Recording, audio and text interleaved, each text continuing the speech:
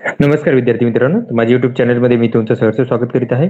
तर तुमच्यासाठी एका महत्त्वपूर्ण विषयावरती व्हिडिओ घेऊन आलो आहे, तो म्हणजे महाराष्ट्र शासनाच्या गृह विभागामध्ये जी पोलीस भरती सध्याची सुरू आहे, तर त्याचे मार्क जे आहेत ते कळलेले आहेत. तर त्याच्यामध्ये आपण काय करत आहोत की बीडसाठी जी यादी लागलेली आहे, तर त्याचे मार्काचं आपण डिस्कशन करणार आहोत की किती विद्यार्थ्यांना मार्क पडलेले आहेत. सगळ्यांच्या गोष्टीची तुम्हाला माहिती देणार आहे की एक्झॅक्टली तुम्हाला कट ऑफ किती लागू शकतो. त्यामुळे व्हिडिओ शेवटपर्यंत पहा आणि माझ्या चॅनलवरती नवीन असाल तर प्लीज चॅनलला सबस्क्राईब करा. आता इथं जर तुम्ही वेबसाईटवरती गेला तर तुम्हाला इथं 22 तारखेची ही यादी दिसून जाईल. 22 तारखेची यादी आहे ही. आता हे स्कॅन केलेली कॉपी आहे, त्यामुळे जास्तीत जास्त मार्क ते कमीत कमी मार्क हे सांगता येणार नाहीत मला.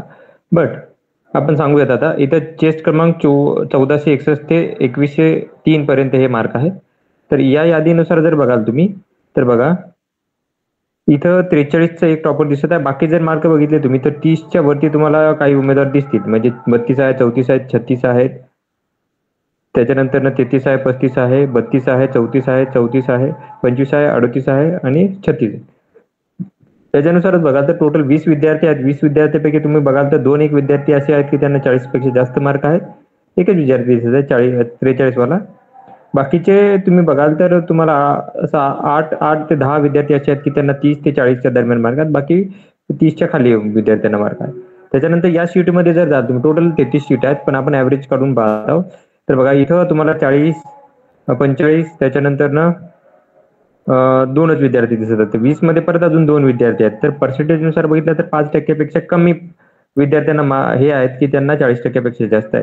ऍक्च्युली विद्यार्थी जर बघितले तुम्ही तर बघा 30 ते 40च्या दरम्यान आहेत. म्हणजे 30 आहे, 33 आहे, 33 आहे, त्याच्यानंतर 30 आहे, त्याच्यानंतर जर बघाल तर तुम्ही इथं बघाल इथं 2 विद्यार्थी सांगितले होते मी 40 आणि 45 वाले. 33, 36, 38, 34, 32 असे विद्यार्थी 41 वाला असं 3 विद्यार्थी होते 40च्या वरती.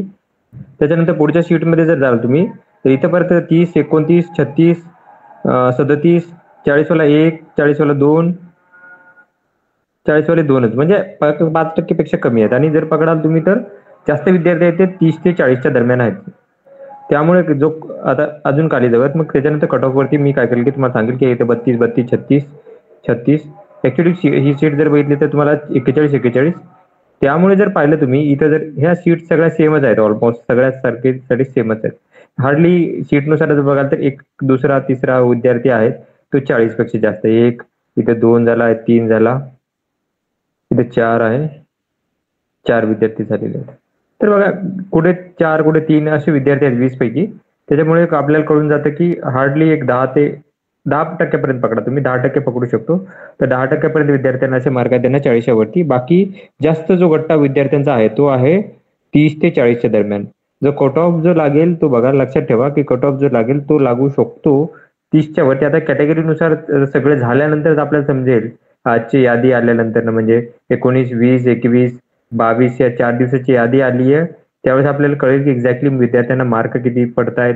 टोटल सगळ्या विद्यार्थ्यांची एकत्रित करून आपल्याला समजून जाईल की किती विद्यार्थ्यांना मार्क पडत आहेत ते. त्यावेळेसच आपण काय करू, एक्झॅक्ट कट ऑफ वरती थोडंसं गुगल फॉर्मच्या मदतीने काय करूयात माहिती घेऊ आणि काय करूयात की हा कट ऑफ डिस्कस करूयात की किती पडू शकतो वगैरे. ऑलरेडी मार्क तर आहेत, काय घ्यायची गरज नाही, तरी पण आपण थोडीशी माहिती घेऊया त्याच्यामध्ये. पॅरलल रिझर्वेशनची तर माहिती नाही, त्यामुळे पॅरलल रिझर्वेशनचा थोडासा अवघड होतो, कारण कॅटेगरीची वगैरे इथे विद्यार्थ्यांची मार्क ही नाहीये, माहिती नाहीये. त्यामुळे कॅटेगरीनुसार मार्क हे करणे कट ऑफ थोडा अवघड आहे सध्याच्या. पण आपण काय करूयात गुगल फॉर्मच्या मदतीने आपण ते करण्याचा प्रयत्न करूयात.